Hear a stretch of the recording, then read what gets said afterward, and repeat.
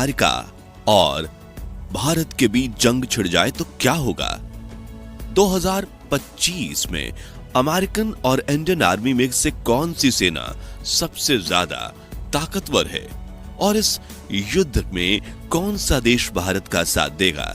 दोस्तों, अमेरिका को दुनिया का सबसे ताकतवर देश माना जाता है। वो अपनी मिलिट्री ताकत के बल पर दुनिया के बड़े से बड़े देशों की सरकार के फैसलों में दखल देता है, फिर चाहे वो इजराइल हो, अफगानिस्तान हो या फिर यूरोप, जर्मनी और जापान। लेकिन आज भी अमेरिका भारत से पंगा लेने की कोशिश नहीं करता। इसके पीछे कई कारण हैं। आज भारत को आजादी मिले 8 दशक भी नहीं बीते और हमारा देश दुनिया के 4th मिलिट्री सुपर पावर के तमगे को हासिल कर चुका है। भारतीय सेना में अमेरिकन आर्मी से भी ज्यादा जवान, बैलिस्टिक मिसाइल से लेकर न्यूक्लियर हथियारों तक इंडियन आर्मी के पास हर वो मिलिट्री इक्विपमेंट है जिसकी किसी भी देश को अपनी रक्षा के लिए जरूरत पड़ती है। सबसे अहम बात, भारत एक शांति प्रिय देश है।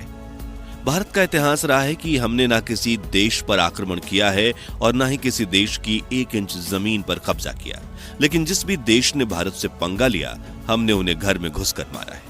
इसके अलावा भारत दुनिया के लिए सबसे बड़ा एक्सपोर्टर मार्केट है। भारत का यूथ टैलेंट अमेरिकन कंपनीज के दिल की धड़कन है और Google, Microsoft, world bank, Adobe, IBM और स्टारबक्स जैसे $billion कंपनीज के CEO भी भारतीय ही हैं। यानी भारत से पंगा लेना अमेरिका के लिए अच्छी बात नहीं है, वो खुद अपने पैरों पर कुल्हाड़ी मारने जैसा होगा, जिसमें वो चोट तो हमें पहुंचाएगा लेकिन दर्द उसी को होगा। फिर भी भविष्य में अमेरिका, पाकिस्तान, बांग्लादेश या चीन जैसे देशों के बहकावे में आकर अगर भारत से युद्ध छेड़ देता है तो क्या होगा? कौन से देश हमारे साथ खड़े रहेंगे और कौन से अमेरिका के साथ? दोनों की मिलिट्री पावर कैसी है? और 1971 में इंडो पाक वॉर की वो घटना कौन सी है जब अमेरिका की सबसे खतरनाक नेवी फ्लीट भारत की समुद्री सीमा छोड़कर दुम दबाते हुए भाग पड़ी थी? जानेंगे इस वीडियो में, लेकिन उसके पहले हर भारतीय वीडियो को लाइक करने के साथ साथ कमेंट बॉक्स में जय हिंद जरूर लिखें, क्योंकि जय हिंद का नारा लगाना हमारे लिए गर्व की बात है। सबसे पहले बात करते हैं उस दौर की जब भारत ने अमेरिका को कदम पीछे लेने पर मजबूर कर दिया था। तो बात है साल 1971 की, जब ईस्ट पाकिस्तान की आवाम जोरों से अपने लिए एक अलग देश की मांग कर रही थी। जो देख पाकिस्तानी हुकूमत ने पूर्वी पाकिस्तान के लोगों पर तरह तरह के जुर्म ढाना शुरू कर दिया था। मर्दों को मारा काटा जा रहा था और औरतों पर ऐसे अत्याचार किए जा रहे थे जिसके बारे में सुनकर भी आपकी रूह कांप उठेगी। ऐसे में ईस्ट पाकिस्तान के 1 करोड़ से भी अधिक लोगों ने अपना देश छोड़कर भारत में शरण ली और भारत सरकार ने बांग्लादेश को आजादी दिलवाने की जिम्मेदारी ली। उस वक्त पाकिस्तान अमेरिका का पालतू देश था और ये जानते हुए भी कि ईस्ट पाकिस्तान में सरेआम नरसंहार हो रहा है, पाकिस्तान ने अपनी आवाम पर अत्याचार करने की सारी हदें पार कर दी हैं और भारत का ये फैसला बिल्कुल सही है। अमेरिका ने अपने साथी ब्रिटेन और चीन के साथ मिलकर भारत के खिलाफ मोर्चा निकाल दिया। आधे से ज्यादा दुनिया अमेरिका के डर से भारत के खिलाफ हो गई थी और अमेरिका ने भारत को चारों तरफ से घेरना शुरू कर दिया था। दरअसल एक तरफ पाकिस्तान भारत पर हवाई हमले कर रहा था, वहीं दूसरी तरफ अमेरिकन प्रेसिडेंट रिचर्ड निक्सन इस युद्ध में भारत को अलग थलग करना चाहते थे। इसलिए उन्होंने चीन को भारत पर हमला करने के लिए उकसाया और साथ में ब्रिटेन के साथ भारत पर हमला करने के लिए समुद्री रास्ते से अपना सबसे खतरनाक जंगी बेड़ा 7th फ्लीट रवाना कर दिया। लेकिन प्राइम मिनिस्टर इंदिरा गांधी को इस बात की भनक पहले से ही लग चुकी थी कि अमेरिका ऐसा कोई षड्यंत्र रच सकता है। इसलिए उन्होंने अगस्त 1971 में ही भारत के मित्र राष्ट्र USSR यानी कि आज के रूस के साथ एक ट्रीटी यानी समझौता कर लिया था कि अगर कभी भारत मुसीबत में फंसेगा तो USSR उसकी मदद करेगा और अगर सोवियत संघ किसी मुसीबत में फंसता है तो भारत उसकी मदद करेगा। और इस समझौते का फायदा हुआ दिसंबर 1971 में।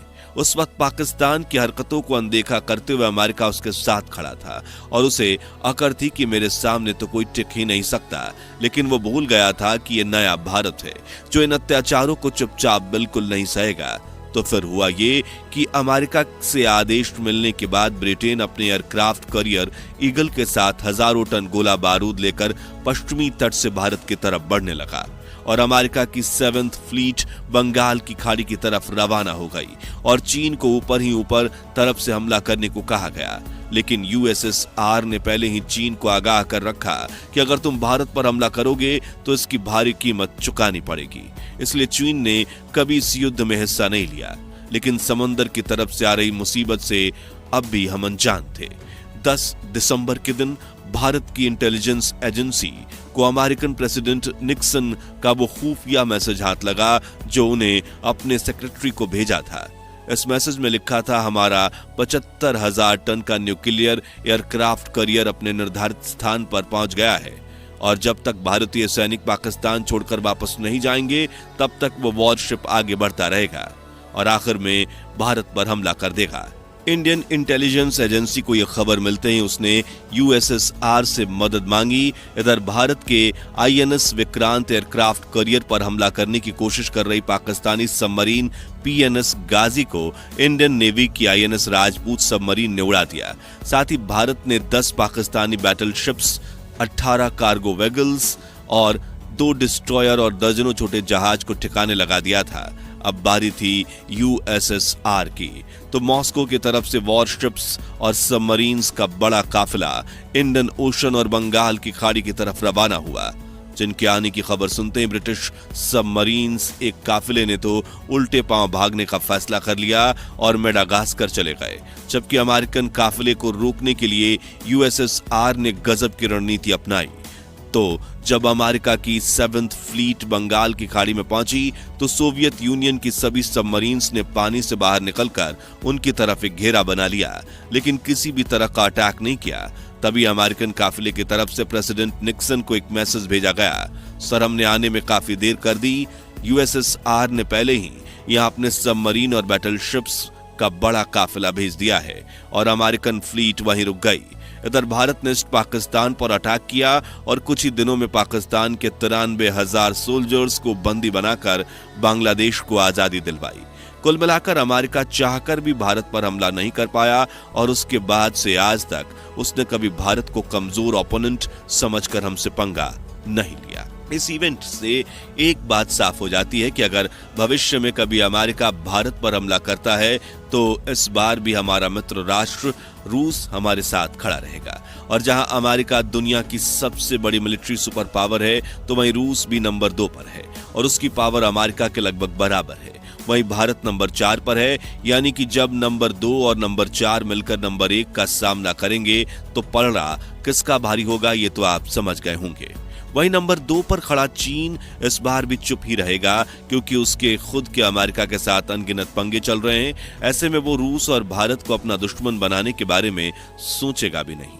चलिए अब बात करते हैं भारत और अमेरिका के सैन्य शक्ति से जुड़े कुछ आंकड़ों की।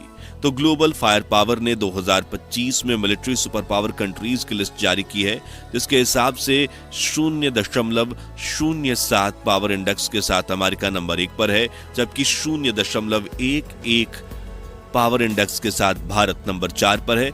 यानी दोनों देशों के बीच कुछ खास फर्क नहीं है। और अगर यहाँ गौर करने वाली बात पर गौर करें तो जहां भारत का सालाना डिफेंस बजट $75 बिलियन रहता है, वहीं अमेरिका का डिफेंस बजट भारत से 10 गुना ज्यादा यानी 750 से 800 बिलियन डॉलर्स रहता है। इसके बावजूद भारत अमेरिका से कुछ खास पीछे नहीं है। वहीं इंडियन आर्मी में जहां 14,75,000 एक्टिव मिलिट्री सोल्जर्स हैं, वहीं अमेरिका के पास हमसे 1.5 लाख कम यानी 13,25,000 सोल्जर्स की फौज है। इसके अलावा भारत के पास 16 लाख पैरामिलिट्री सैनिक भी हैं जो अमेरिका के पास नहीं है। वहीं रिजर्व मिलिट्री की संख्या भी भारत में ज्यादा है। ऐसे में इस मामले में भारत बिना किसी शक के बेहद आगे है। एयर पावर की बात करें तो भारत के पास टोटल 2,250 एयरक्राफ्ट हैं, जबकि अमेरिका के पास 13,000 एयरक्राफ्ट हैं। भारत के पास 4,200 टैंक्स हैं, जबकि अमेरिका के पास 4,600 टैंक्स हैं। वहीं बख्तरबंद गाड़ियों की बात करें तो भारत के पास 1.5 लाख मिलिट्री व्हीकल्स हैं, जबकि अमेरिका के पास 3,90,000 व्हीकल्स हैं। नेवी फोर्स की बात करें तो भारत के पास टोटल 293 नेवल एसेट्स हैं, जिनमें 2 एयरक्राफ्ट करियर, 18 सबमरीन्स और 13 डिस्ट्रॉयर शामिल हैं। वहीं अमेरिका के पास 11 एयरक्राफ्ट करियर्स, 70 सबमरीन्स, 81 डिस्ट्रॉयर समेत 440 नेवल एसेट्स हैं। लेकिन यहां गौर करने वाली बात यह है कि हर देश में मौजूदगी बनाने की चाहत में अमेरिका के एयरलैंड और नेवल तीनों तरह के एसेट्स हर तरफ बिखरे पड़े हैं, जबकि भारत के एसेट्स सिर्फ भारत में हैं और आसपास के समुद्री इलाकों में ही हैं, जिन्हें कभी भी इस्तेमाल किया जा सकता है। आखिर में न्यूक्लियर पावर की बात करें तो दोनों ही देश न्यूक्लियर पावर से समृद्ध हैं और दोनों के पास इतने न्यूक्लियर हथियार हैं कि इनसे आधी दुनिया को तबाह किया जा सकता है। इसलिए इस मामले में कंपैरिजन इक्वल है। कुल मिलाकर इस बात में कोई दो राय नहीं कि अमेरिका की मिलिट्री भारतीय सेना से कुछ मायनों में आगे है, क्योंकि वो सालों से आजाद हैं और उनका डिफेंस बजट बहुत ज्यादा है, जिसे वो जैसा चाहे खर्च कर सकते हैं। लेकिन भारतीय सेना के पास एक चीज है और वो है मातृभूमि के लिए मर मिटने की ताकत। और कहा जाता है कि भारतीय सेना जैसा जज्बा दुनिया के किसी भी देश की सेना के पास नहीं है। तो भविष्य में कभी भारत और अमेरिका के बीच युद्ध शायद ही होगा, क्योंकि जब अमेरिका और भारत दोनों एक दूसरे की जरूरत महसूस कर रहे हैं और दोनों देशों की दोस्ती मजबूत हो रही है और युद्ध से दोनों की तरफ नुकसान होगा। इसलिए युद्ध से दूर रहना ही भारत सरकार समेत हर भारतीय की विचारधारा है। लेकिन अगर अमेरिका ने कुछ ऐसा किया तो यहां उसे कांटे की टक्कर मिलेगी। रिसोर्सेज ज्यादा ना होने के बावजूद युद्ध कैसे जीता जाता है वो भारतीय सेना 1971 के इंडो पाक युद्ध और 1999 के करगिल युद्ध में साबित कर चुकी है। तो आज के लिए बस इतना ही। अगर आपको भी इंडियन आर्मी, गवर्नमेंट और भारत रूस की दोस्ती पर गर्व है तो कमेंट में जय हिंद, जय भारत का नारा जरूर लगाइए। ये वीडियो अच्छी लगी हो तो इसे लाइक और शेयर करके 5100 लाइक्स जरूर करवा दीजिए। और ऐसे ही आंख खोलने वाले सच्चे वीडियोस के लिए हमारे चैनल को सब्सक्राइब करके पास वाली घंटी जरूर बजा दीजिए। जय हिंद, वंदे मातरम।